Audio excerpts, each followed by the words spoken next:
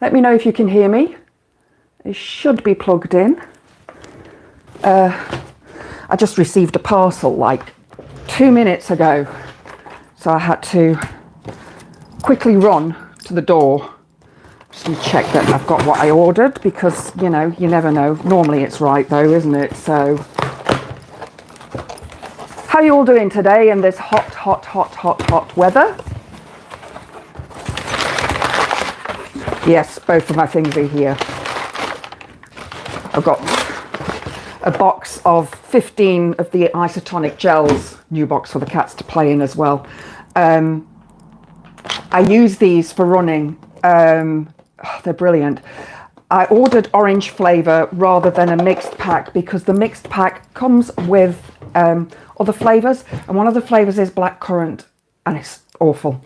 So I tried a couple of the other flavours yesterday when I did my 10k run, and they were really nice, and I've got tropical here. So this is what they look like. They're like it's 60 grams, or 60 mils, sorry, so it's not a bad amount.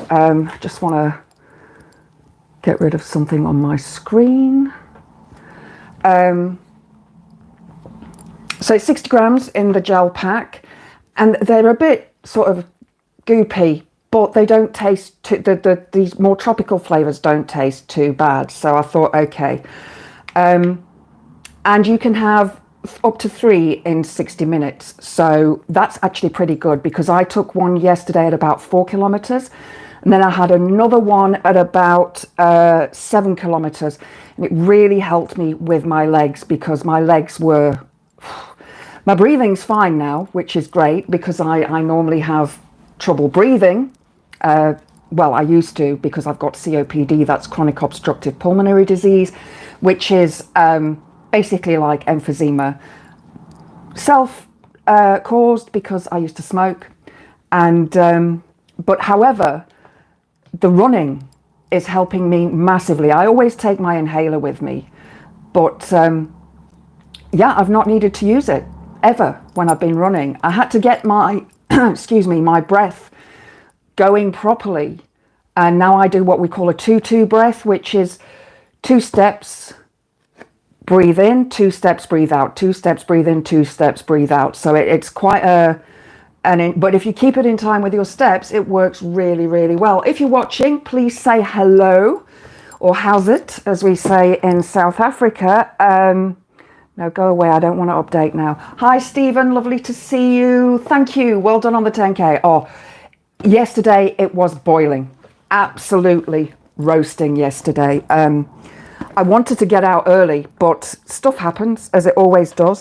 So I didn't get out as early as I'd hoped. Luckily in the forest, I'm pretty much in the shade most of the time. So that wasn't too bad, but the heat was, yeah, it was heavy, very heavy.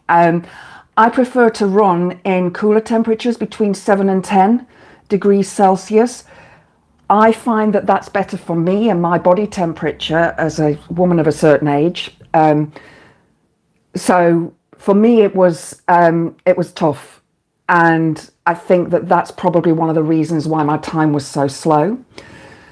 Hi, Trip. Thank you, sweetheart, for being for saying that about me. I don't always feel inspiring, but I'm determined to do this. You know, I had some bad news yesterday. I got an email that I have not been given a place on the London Marathon, so I'm a bit sad about that. But they did send an email with it where I could request with Marie Curie if I could get a charity place with that. So fingers crossed I did enter that, but again, it's the luck of the draw. So I'm going to also try a couple of other charities to see if I can get on to the run with them. Because it's something I really want to do. It's so difficult to get onto it though. It really, really is. It's, you know, I think something like thousands of people, 50 odd thousand enter, and there's only a certain amount of space. Do you need permission to run? Can't you just tag along? I wish I could, Trip. I really do. But no, you need permission to run. You have to get your number. They drag you off. if you were just tagging along. You through the start line, they actually start the race in sections. So after the, I think it's the wheelchair races first, and then the elites. So it's the elite. Is it the elite women's first, I think, and then the elite men's, and then the rest of the rabble. Permission to run nonsense there. Yeah, well, you have to pay. You have to pay for it. Obviously, the cost of it needs to be covered. It's an expensive run, closing down London for the day, all of the people who volunteer and so on, and you have to pay for the medals as well. The medals are not free anymore. They used to be. You used to get a medal after the race, but now they have, you have to pay for it. I would have paid for my medal. I would have been quite happy to pay for it, because I think, to me, having the medals is the important bit. Yeah, I can have the statistics on my Strava app and on my watch, but it's not the same as having that physical sort of thing. I've got a couple of medals. I must actually bring them and show them next time, but not enough. Not enough for my collection. So yeah, next Sunday I am running my 10K. It's a cancer research run. It's at Clumber Park in North Nottinghamshire. If anybody is in the area and would like to come along and support me, I would really appreciate it. It would be great. At the moment, I don't know if anybody's going to be there supporting me, but it would really be great. My family don't live on this side of the country, so they won't be able to make it, unfortunately. But yeah, it would be great if, I did have somebody there for the support. Also, to give them my rubbish, because there are no lockers this year either, which is a bit rubbish. So I'm going to have to keep my stuff in the car, and it's quite a walk from where you park the cars to where the start line is. Anyway, so I've got a plan in my head as to how I'm going to, go with the day. The race starts at 9 o'clock. They request that you get there an hour before, because I have to get my number while I'm there. All the other races, the 5Ks and so on, there's a 3K and a 5K and the 10K. They get their numbers posted out to them. But the 10Kers, for some reason, we have to go and get our number from the desk when we get there. Must remember to take safety pins with me. Must remember, so that I can pin it onto my top. I've got one for the back, which is who I can say I'm running for, because I'm running for my dad, Barry Reeves, who passed away 3 years ago from liver cancer. And to be honest, for everybody else who's ever had some form of cancer. My granddad passed away. He had actually had cancer of the larynx many, many years before he passed, and he had his voice box removed. He was one of the first to have his voice box removed. And he could speak without the machine, the little sort of machine thing. He could actually speak from his diaphragm. He was very impressive. They actually, I believe, back in the day when he had it done, filmed him and recorded him speaking, so that other people who'd had the same operation could get that little bit of inspiration that it is possible to speak. The first words that he said were swear words. That was my granddad.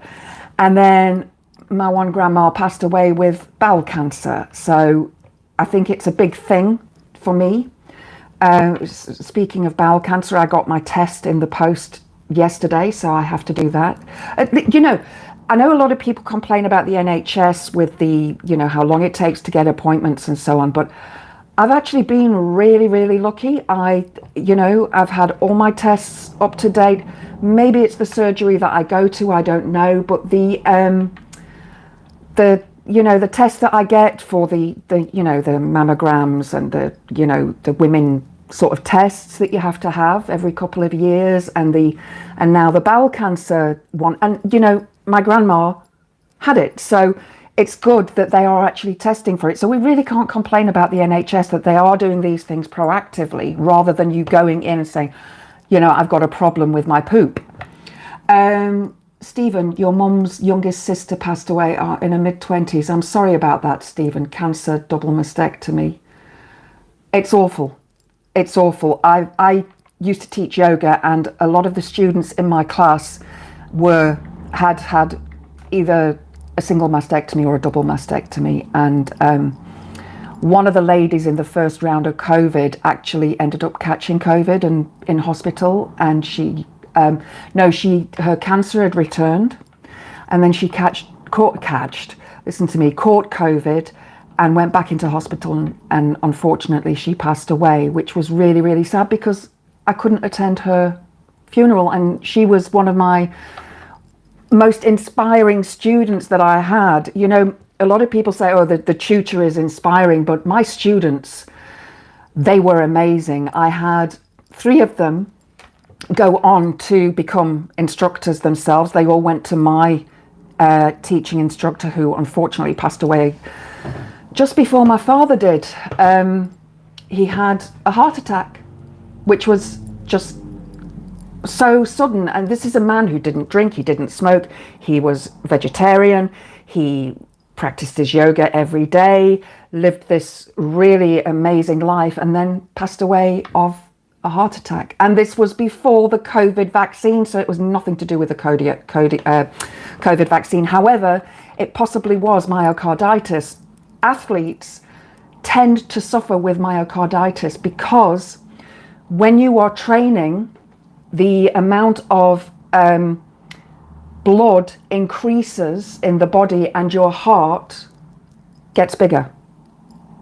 So that is one of the, although the bigger heart and the way that the heart beats is faster, well, not faster, sorry, it's slower and it's healthier, but myocarditis is a very, very common unaliving for athletes, which is, and top athletes, I'm talking elite athletes. I don't think that I'm run fast enough for that. Was in the late 70s, but yeah, it doesn't matter, I don't think. Anybody who is taken by that horrendous illness, disease, is just, it's awful. It is absolutely awful. It's painful. It's, and it's terrifying, I think, as well, because you know that the end is coming. You know, you're given a time frame of how long it might take. You're given the hope of perhaps the chemotherapy or the radiation working, and then, you know, it doesn't. It crushed your grandparent. Yeah, I can imagine. I really can imagine. I mean, when my dad passed, we knew it was coming. You know, he was diagnosed with it, and he had, he didn't go for radiotherapy because it was quite severe when they found it. He'd been in hospital with many different illnesses, so he had a lot of comorbidities, heart failure, kidney failure, and all sorts of other things that were going on over the sort of couple of years beforehand. And and I know that Graham was talking about this morning on his show about the morphine driver. My dad had the morphine driver, and they set it on a certain level, and then within 2 days of having it, they just sort of set it open so that it was just constantly giving him morphine, and he went to sleep. Whether he could hear us or feel us around him, I don't know, but his eyes were closed, and he, you know, so hopefully he wasn't in any pain. But it breaks you. It breaks you when a family member passes away. It does. You know, it breaks me when a pet passes away. You were too young to understand at the time, Stephen, but you felt the grievance and pain. Yeah. I don't think it makes much difference as to your age when it happens. You do feel it. On some level, you will feel it from your family members, you know, that they're upset and their pain that they're going through. So yeah, I'm running for cancer research. So if you can support me, please do. I forgot to put the link to my cancer research donation page up on the video. I do apologize. But if you have a look at my posts, you will find the link in the posts where you can go and donate to, and I would appreciate any amount that you can donate. My aim is to reach £100. I'm only on £25, so really, really appreciate any small amount that you can donate. Would really be helpful for me to sort of get that, you know, into charity. I don't earn money on this channel. I'm not big enough to earn money, and I know some people have said they would like to give me, you know, you know, a super chat or whatever, or buy me a coffee. I just do not have the amount of subs yet to get that. So, you know, if you could donate to the charity, I would really appreciate it. Trip, cancer has taken many of my family. I understand that, Stephen. Some of my memories are of me not crying, but seeing others weep. I knew it was unfair then. Yeah. I think I was with my dad when he passed, and I didn't cry. I shouted because it was 12:46 a.m. Because I checked the clock, and we put the clock in my dad's room because he always wanted to know what the time was. And I think that may be something to do with, you know, the passing of time and the knowledge that he was passing. So I looked at the clock, and that was the time when he passed, and I considered doing CPR. I know how to do CPR. When I worked, well, I'm a yoga instructor, and we had to learn, you know, first aid. And I did consider it, but my dad had a non-resuscitation order, and I thought, you know, he's already been through so much pain, but there's that part of you that just thinks, I want you back. And it is so sad. So me, my mum and my sister, we sat there, I got them up, shouted them, and they got up. Obviously we knew it was coming, and we sat there, and I sat with my hand on his chest, and when the breath leaves the body, it takes a while for all of the breath to leave, because obviously you've got carbon dioxide in the bottom part of the lungs, and I could feel that coming. I was like, is he still alive? He wasn't, because already the lividity was kicking in. And when a person dies, and this is something that you maybe need to watch for in movies where a person dies, the jaw goes slack, it goes like that. It actually, there's no muscle holding it closed. So yes, we knew he had passed. Thank you, Trip. Thank you, Stephen. I appreciate that. I really do. Don't know how many people are watching at the moment. 4 people watching. I think 2 of them are me, because I've got me open on two devices. So, but hopefully somebody else will join us. So yeah, my running. I know that people were concerned about the heat, and yeah, it was very hot. It was very hot today as well. I've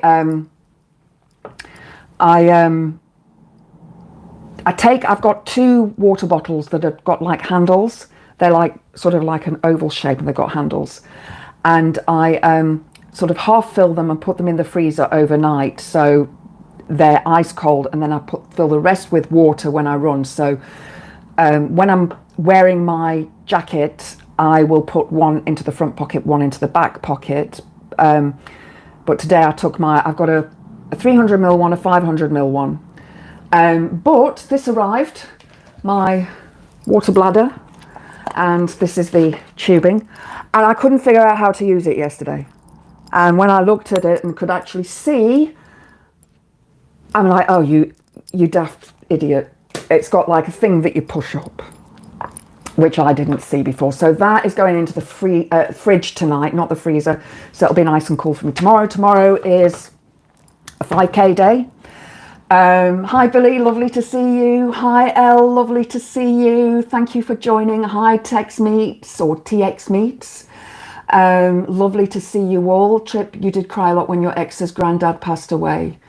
Cried much more than I expected. He was a very nice, old, generous, quiet granddad. Never asked for much. Yeah, I know. It is. I've cried for, you know, other friends, family members in the past as well. I just find that, you know, funerals are incredibly, incredibly sad. You know, you are celebrating the life of somebody who's passed, but you're also missing that person, and that person is gone from your life. You know, when I did my Reiki Master's degree, I had to read a book called The Tibetan Book of Living and Dying, which is somewhere here. I'm not sure where it is now. It's by Sogyal Rinpoche. I don't know where it is. It seems to have vanished. It's by Sogyal Rinpoche, and it the first half of the book is not that difficult. The second half is incredibly difficult. What we do as human beings, we don't want to let the person who is passing go. So our need for them to stay often makes the person who is passing feel guilty and not want to leave. And we need to accept that they are going. It's very, very hard to do, but I also treated a lot of, when I was doing my Reiki, I don't practice it anymore. I practice it on myself, but not on other people. I did work with a lot of patients who were terminally ill, and they were aware of it. So my Reiki treatment of them was more to ease them of pain and to also guide them with their acceptance of their passing. And all of them said it was the family that was holding them back. Trip, you read the first 4 pages years ago. Yeah, it's a difficult book to read. It's heavy going, but I had to read it. I don't know where it is. I'm wondering if it might be in my bedroom. You know, I've got books all over the blooming house. So it could be in my bedroom. So yeah, if you could support me with my cancer research charity, I would really, really appreciate it. So I'm going to move on now. Oh yeah, just quickly.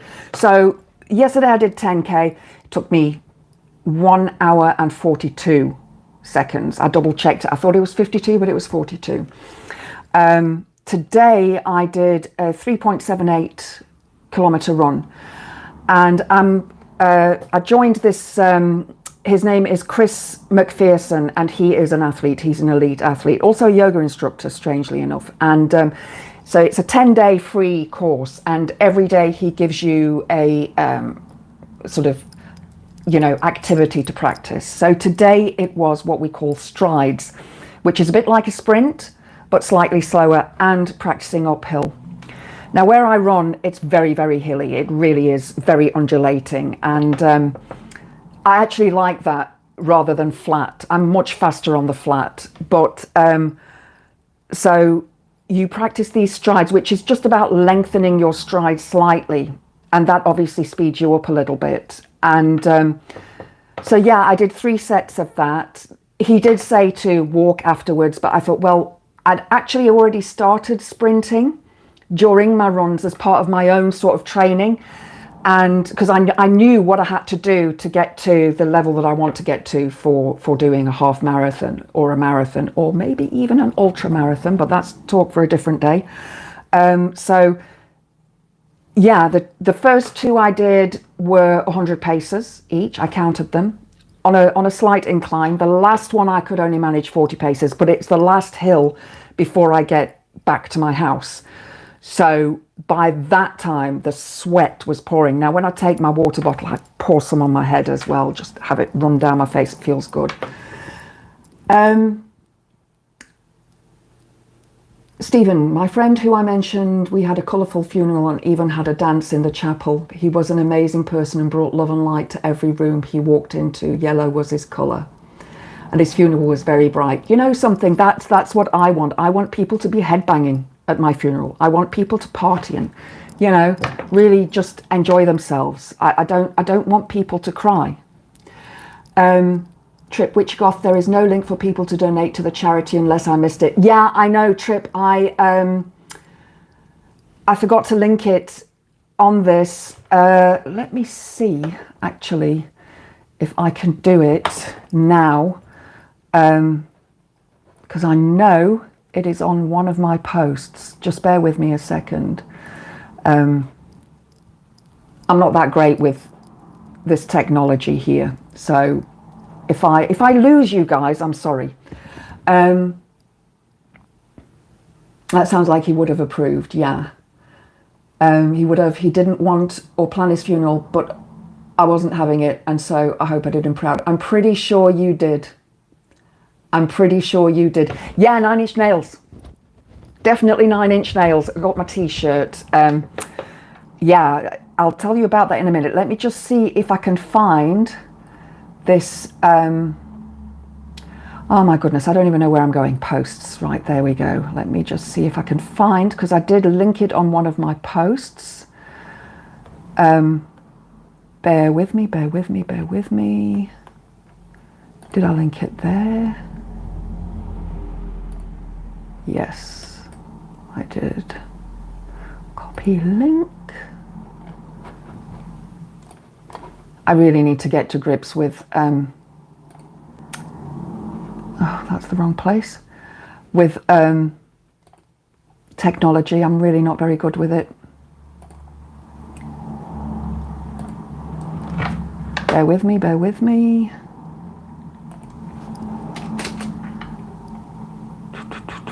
Sorry, guys. Don't want to paste there.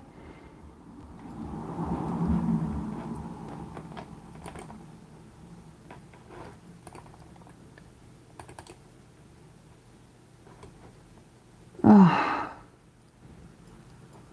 Sorry, guys. I'm really not very good at this. Won't paste in the description.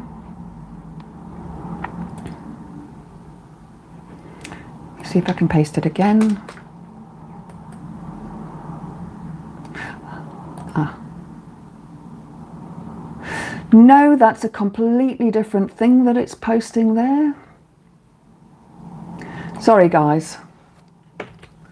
I'll tell you what, I will do a post after this live, and I will also come back onto the comments after the live. Now, all the comments that are here will disappear. So it will be a fresh comment. So yeah, if you could, that would be great. Oh, lots of comments here. Hi, Scott. Lovely to see you. Thank you for joining. Have you slept yet, Scott? No. Hoping to collapse after politics social tonight in a few hours.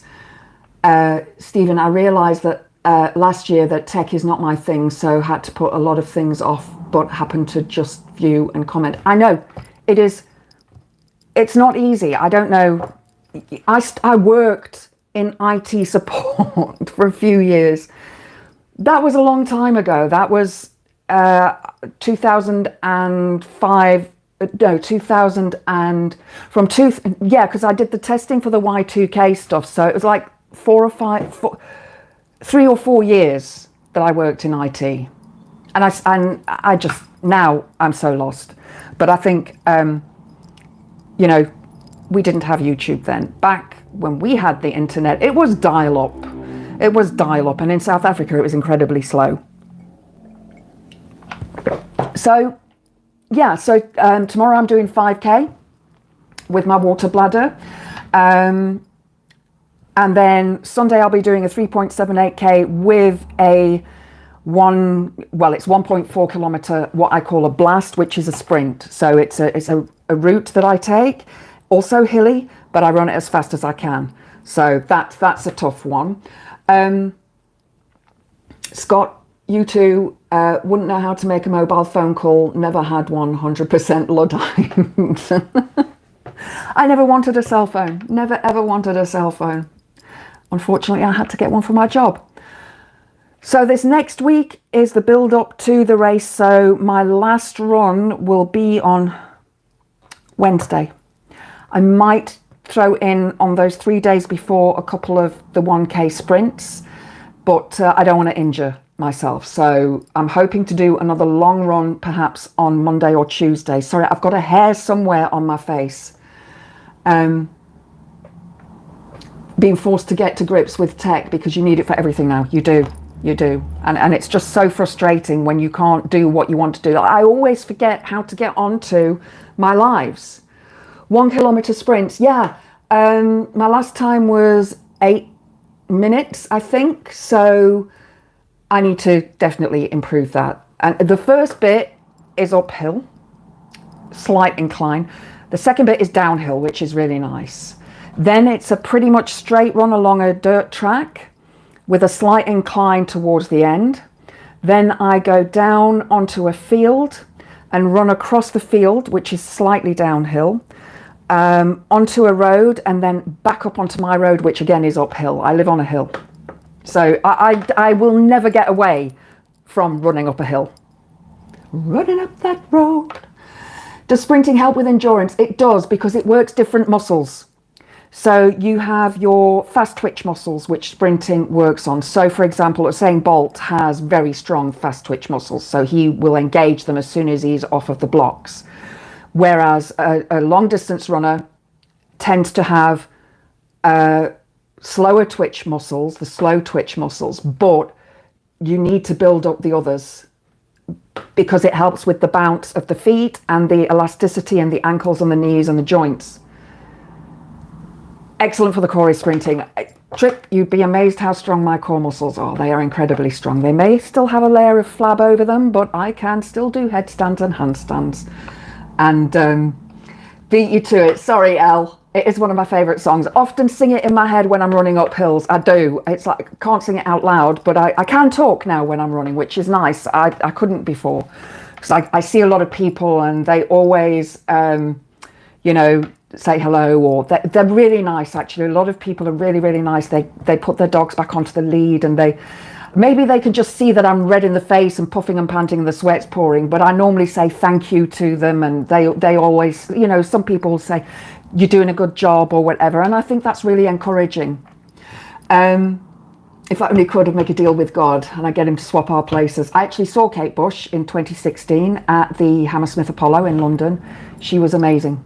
Absolutely amazing. She is my favorite female vocalist, and the gig was amazing. I'm so glad that I got to see her. I cannot, you know, yeah, she was just brilliant. Scott, learn it in general. Well, that's how long distance runners appear to me. Yeah, it does help with endurance, because you need to engage those muscles when you are running up hills to increase your step.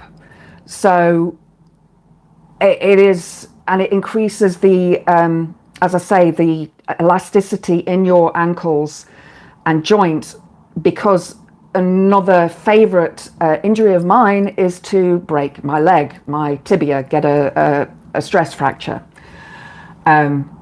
which is not very good. Sophie Hunter is getting more views finally. Hip hop, okay. Amy Lee for you, Scott. Oh, her voice, amazing, amazing, amazing, amazing. I actually met Seether, because Seether were originally called Sarangas. They were a South African band, and I saw them play a few gigs. And after one gig, I went backstage and they signed my boobs. Yes, they signed my boobs. Sorry. Kate Bush is doing animation videos, want to be released soon. Ooh, Stephen, let me know about that. Yeah, Scott, very ouchy. Very, very ouchy. 2 different fractures, both caused by running. The first one I did, it was a downhill, and it's the shearing motion of the foot as you land. So the fast twitch muscles help you to land on the midfoot rather than the toes. And that motion is what cracked the tibia. But yeah, thank goodness that's over with now. A lot of rehabilitation, and it takes a long time to get back into it. So let me come on to 9 Inch Nails, much more fun. They were brilliant. It's the 3rd time I've seen them. Can you mitigate that? Oh, with the stress fractures, it's the placing of the feet. The placing of the feet on the running, the training of the strides, but also some bounces, and hopping on one leg, hopping on another leg. And there's a couple of other exercises that you can do as well. So you can put sort of 2 towels down and you can hop. So you hop in the middle, hop to one side, 1 foot over the towel, the other foot on the inside, hop back to the middle, 1 foot over to the outside, 1 foot in the middle, and you just keep doing it. Skipping is also very, very good. Stephen, it's usually your ass you fall on. I do that when I'm riding bikes. I have this thing where if I'm riding a bike slowly, I fall off fast downhill over roots and things. Brilliant, absolutely brilliant. Jumps, all the lot. But when it comes to that little sort of movements on tracks and trails, balancing is hard. However, I did cycle the red route at Sherwood Pines with my broken leg on a hybrid. It was a Claude Butler hybrid. Brilliant bike, loved that bike. But yeah, And I didn't fall off then. But the next time I rode there, I had a what do you call it? It was a mountain bike. It was 29-inch wheel, a Voodoo. It was black and bright green, beautiful bike. I fell off so many times that day. And again, it's the slow movements, the sort of like just falling onto the side with the bike on top of me, and I just laughed because, you know, what can you do? Ankle strength, yes. There's a new bike. If you pedal really hard up a hill, you won't need to pedal when you go back down. I'd rather pedal when I'm going down the hill. Wait, that's a normal bike. Yeah, it is. Although you do get these electronic mountain bikes now, and I just think that's like cheating. I'm always very careful when it comes to cyclists because I used to cycle, so I always do take a wide berth around them. And with runners, I move out of the way as well because I know the effort that they're putting into that work that they're doing, and it is off-putting when your stride is gone. And I know Graham actually mentioned something about this on Politics Social. He mentioned something about it a couple of weeks ago, saying that he doesn't want to move out of the way of them. That's fine, you know, that's his choice. But I'd probably like go rah, rah, rah, rah, as I ran past, or I'd say something like, "Thanks for moving," you know, just a bit of sarcasm. It's an old Harry Enfield joke. Thanks, Elle. But it's a good joke. I like that. I must remember that one because there's a cyclist that I bump into sometimes in the wood as well. So 9 Inch Nails, absolutely brilliant. They had 2 stages. I'm going to do a full review on it and record it tomorrow, hopefully upload it tomorrow evening. They had 2 stages, one a small centre stage in the centre of the arena and the main stage. Now, I was sat in the Premier VIP section, which was brilliant. When I bought the ticket, it was the same price as the other tickets. So I thought, oh, well, I knew where I wanted to sit in the stadium because I saw Stevie Nicks there last year. So I knew where I wanted to sit. And it's brilliant because you go in and they escort you through and they show you where everything is. There are bars and there are, you know, restaurants, and there are, you know, separate toilets. So the queue's not too long for the ladies.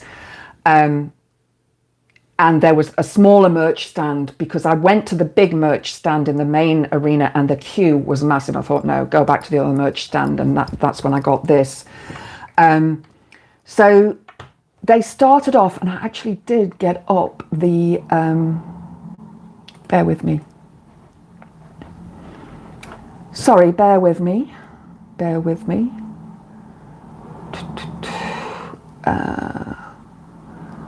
My videos. Can't remember what they started with now. Okay, they started with A Minute to Breathe, and it was on the small stage. So they started on the small stage in the centre, and it was very intimate. It wasn't so much acoustic because, of course, although it was the piano he was playing, so it was acoustic in a way, but it was very, very brave of them to do that because their music, as you know, if you listen to 9 Inch Nails, is heavy. It is electronic music. It is sort of industrial goth. And so you're used to this like pounding and this light show. So the first 3 tracks were done there. And then they went through the crowd. They were escorted through the crowd to the main stage. And they started on the main stage with Wish, which is one of my favourite tracks. Really, really enjoyed that. Then went on to do March of the Pigs, which is another one that's the one that's, I can't remember, it's not God is Dead. No, that's Heresy. March of the Pigs, another favourite track. Reptile, a lot of the tracks that they did, a lot of the songs that they sung were very little known tracks. So they weren't the ones that were on the charts. They were album tracks, which was really, really nice because a couple of them are my favourites. He also did Copy of Her, which is on the album The Slip, which is just one of my favourites. Absolutely brilliant, brilliant track. And the lighting for that was amazing. Gave Up, Vessel, Branches and Bones, Somewhat Damaged, Less Than, and Heresy, which is God is Dead, the one that God is dead and no one cares. That is absolutely, you know, it's very anthemic. So people were just, yeah, from where I was, everybody was singing. So if you go and listen to Head Like a Hole and Hurt, the last two videos on my Nine Inch Nails videos, you can hear people singing, you can hear me singing as well. So maybe you don't want to listen to that. But the Hurt track was the last track. And it was brilliant. I wanted them to come back out because they did not do Closer, which is my absolute favourite Nine Inch Nails song. So I was a bit upset about that because they had done it in Dublin and they did do it in London. However, we only got 17 tracks in Manchester, whereas in Dublin they got 20, and I think they got 20 in London as well. The guy that opened for them, Boys Noise, he's like a music producer, DJ. I really didn't enjoy that. It wasn't my cup of tea.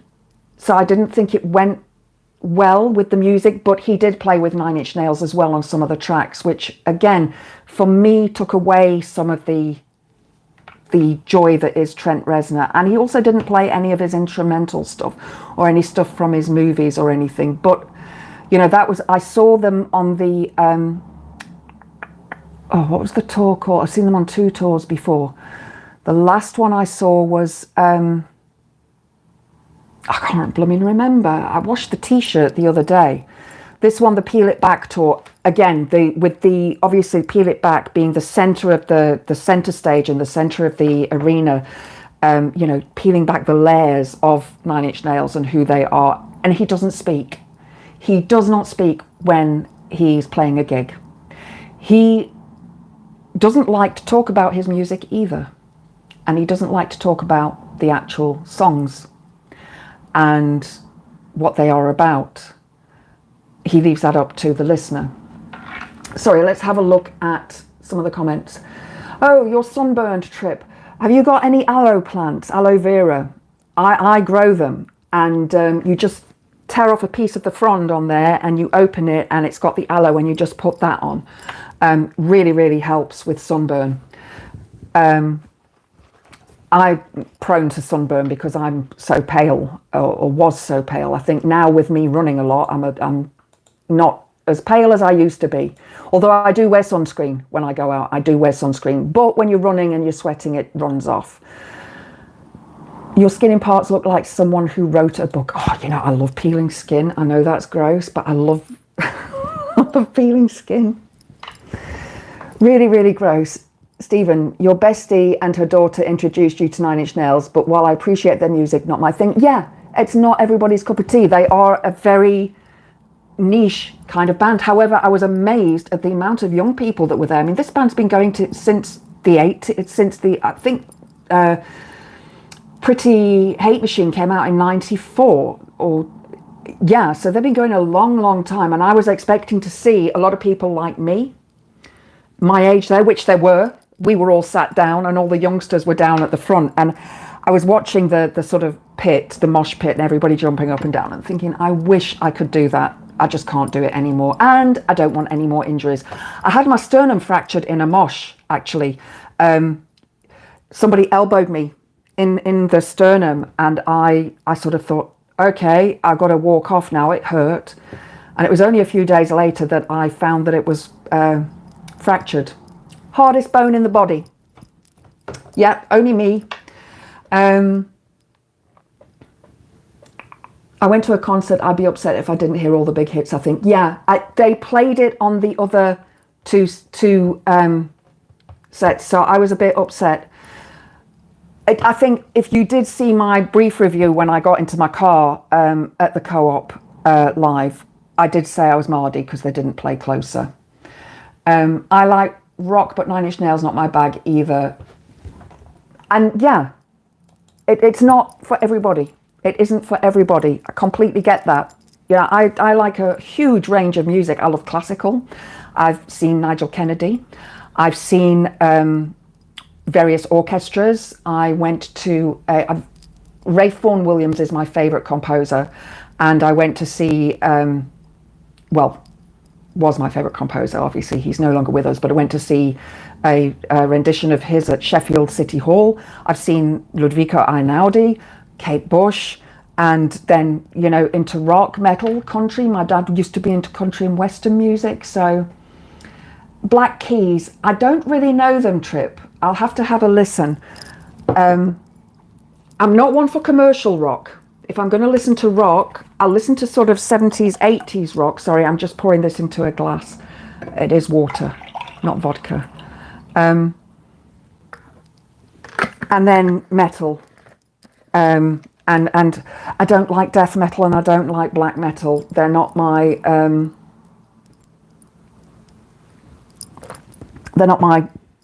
thing. And doom metal, oh my god, doom metal, so slow and dirgy. So that was so real.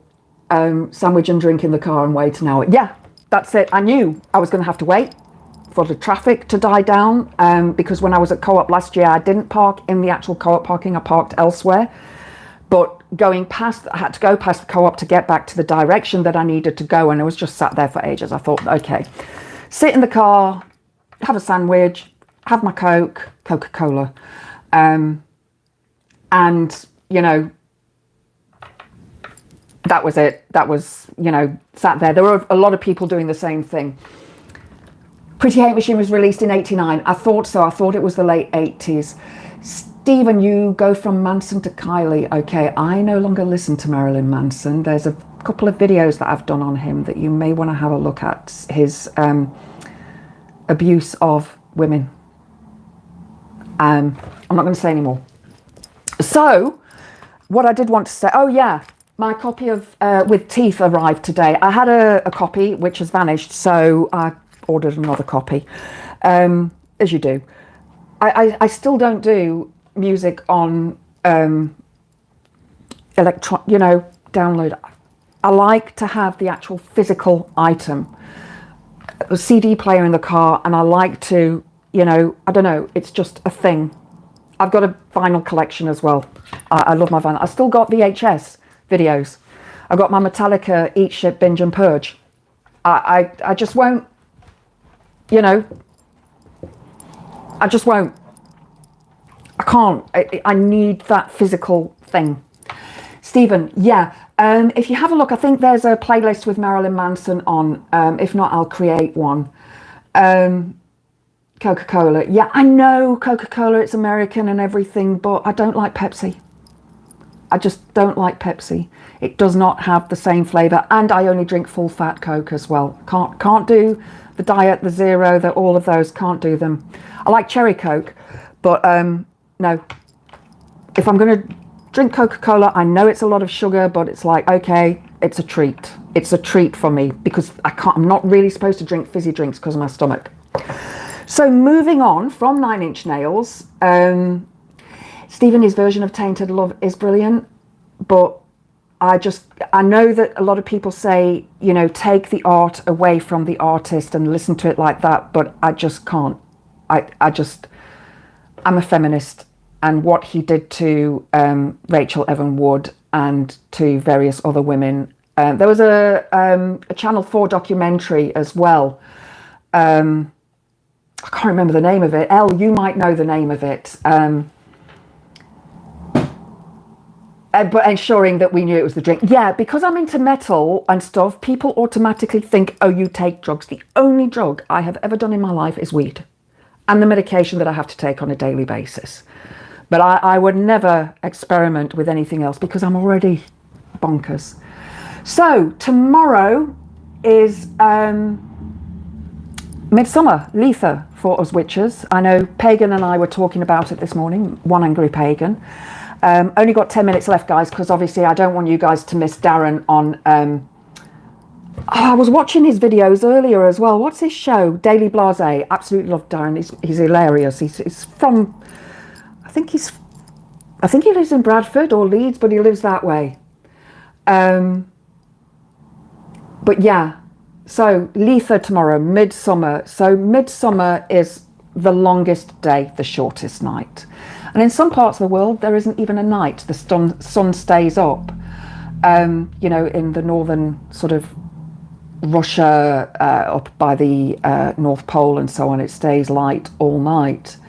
And when I left the gig on Monday, which was somewhere around 10:30, it was still light. If you have a look in the car, filming, you can see over my shoulder the blue in the background.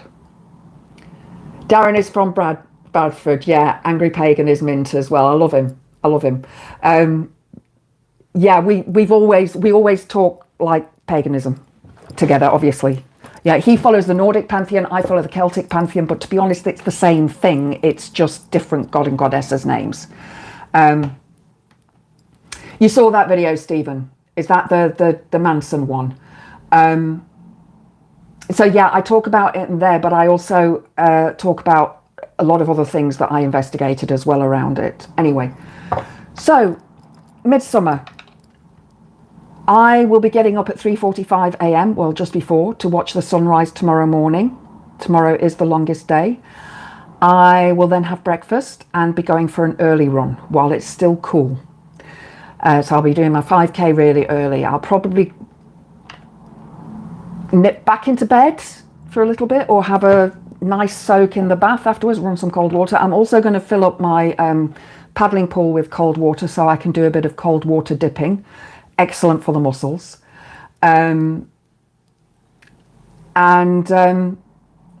Yeah, it's a time to, I love Midsummer for having picnics and a fire. You have to have a fire. It's a solar festival. Pretty much any pagan festival or Sabbat, as we call them, we have fires.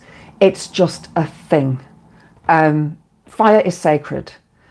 It's within all of us. We are all made from earth, air, fire and water.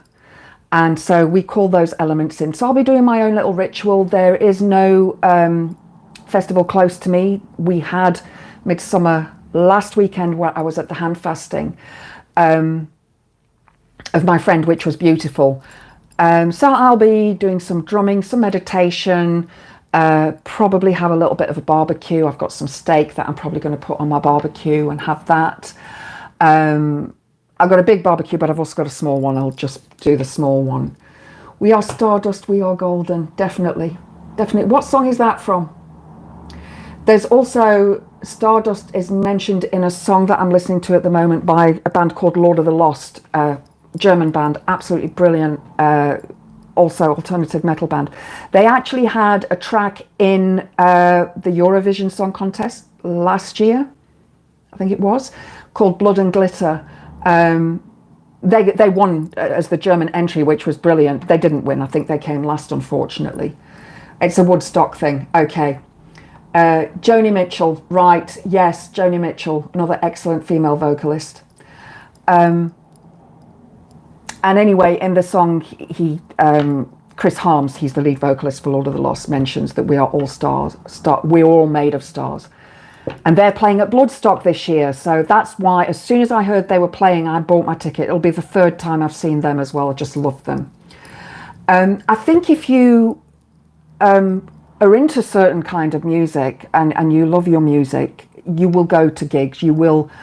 I paid a lot for the Stevie Nicks ticket last year, but it was my birthday present to myself.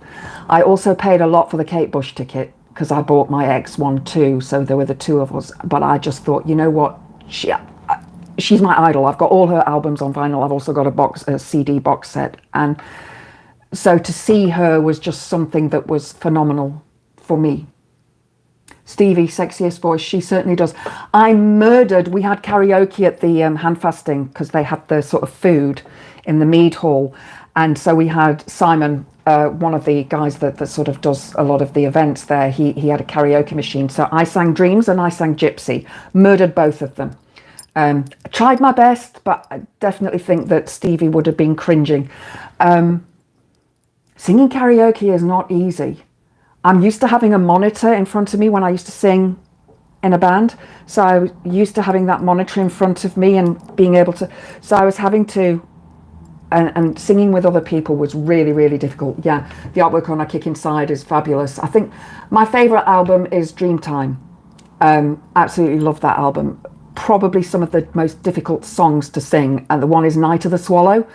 The vocals in that are just horrendous. I wouldn't even try to sing a Kate Bush song on a karaoke, because I know I just can't do it. Pat Benatar maybe, but not Kate. I definitely wouldn't do her justice. So quickly before I go, I want to read you this one story, and it is actually about Marilyn Manson. He kicks off his tour in the UK later on this year, and a council leader in Brighton has actually urged a venue to cancel the show because of the allegations against Manson. In January, California prosecutors ended a rape and domestic violence investigation into claims by 4 women. Through his lawyer, Manson, whose legal name is Brian Warner, repeatedly denied the accusations and dismissed them as falsehoods. However, his record label, his manager, and several other people actually dumped him. And these stories are from people that were in the band. Him and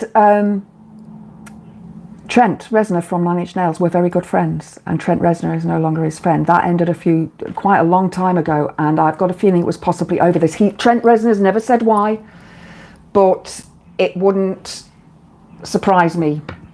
Although Trent Reznor was a drug addict, he was addicted to heroin.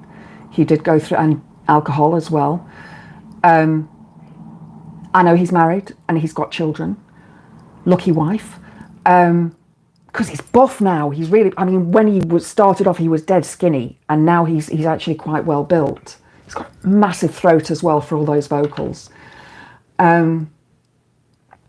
So yeah, I think that, have a look at those videos that I did, if you can, Stephen. Manson's aura is based on the more perverse weirdness side. The thing is, though, he was doing the classic narcissist technique of coercion. And when he met Evan Rachel Wood, she was a teenager, and he coerced her and got her to do these things that she wasn't aware she was doing, much the same as Andrew Tate's alleged victims went through of the coercion. So it was a Lib Dem, Bournemouth, Christchurch and Poole BCP council leader Millie Earle said the Dorset gig should be scrapped to reinforce the message that violence against women and girls isn't something that's acceptable in our community. And I have to agree with that. Being a feminist, I have to agree. That's why his name made you laugh. Yeah, his name was based on Charles Manson and Marilyn Monroe. It's the contrast. That's what he based his name on. Because his real name is Brian Warner. She said, because of our lease arrangement with them, we don't have any input into the decisions that are made, the acts that are appearing, although I have actually written to BH to express my concern. The leader continued, I don't feel Marilyn Manson reflects the values we have in BCP, and we've been doing a lot of work around things like the White Ribbon accreditation scheme, which helps men and boys change negative, damaging behaviours. And I agree with that. After my relationship ended, it was very abusive, and I dealt with Refuge and another charity for women of abuse, and they also work with men. And there are a couple of videos that I've done on why men batter. I've still got to finish that series. Oh, there goes my alarm. Bear with me a second. It's 5 o'clock. Should have turned that off before I started the video. So yeah, I lost my train of thought now. Gone. Totally gone. I've forgotten what I was saying. As far as I know, he was the first to normalise fetish wear. Well, no, think of Rocky Horror Picture Show. Rocky Horror. I used to go to a cinema in Hillbrow in Johannesburg where they do Rocky Horror Night every year, and everybody dressed up. Everybody dressed up in the fishnets and so on. mental, physical. Oh, that's what I was on about, physical and mental abuse. But her boys grow up and we put a stop to it. Good. I heard somewhere about a year ago a rise in 15-year-old boys essaying 12 and 13-year-olds. Yeah, that's the Tateism. That is Tateism. I've done quite a few videos on Andrew Tate as well. There's a whole section. I've got 2 sections on him, 2 watch lists. One is the investigations that I've done, and another one is videos that I've found interesting. So yeah, Refuge is brilliant. I have raised money for them in the past. I will be raising money for them in the future because they helped me, and I believe that they should help all women who have gone through, and other charities obviously as well. So this scientist, he did this questionnaire thing, asking men who had been in abusive relationships, they had been abusive, why they are abusive. And I will link some of the videos into the comment section after this is finished, because it has to do a whole thing, because I do this on my phone, and then I'll link them there so you can have a look if you want. Is Tate one of the biggest culprits of this? Yes, he is. He is. He was pretty much the main, or still is the main leader of the manosphere. He is a despicable human being, absolutely despicable, who lies constantly. And his lies are out there online. He has said online so many times that he is a pimp because he coerces women into the OnlyFans, and then he takes their money and he pays them a salary. He tells young boys to grab the woman by the throat and slap them around the head because she's a biatch and she must do that. So yeah, he is, he's not a nice character. Another guy that you might want to follow on YouTube who does a huge amount of research into Andrew Tate is a guy called Gadget. He is brilliant, and he's actually now being sued by the Tates. Yeah. So that's a whole other story though. Anyway, guys, I'm going to go because you guys need to go and watch Darren now, and I'm going to watch as well. So have a fabulous weekend. Don't forget, it's Darren, and then it's Aid Thompson, and then it's Maximilian Robespierre, and then it is on Politics Social. It's the Politics Social show. So yeah. Have a wonderful weekend. I will keep you up to date with my running, and I will be recording and uploading new videos, hopefully over the weekend. Stay blessed, everybody. Midsummer blessings to you all. Mwah. Blessed be.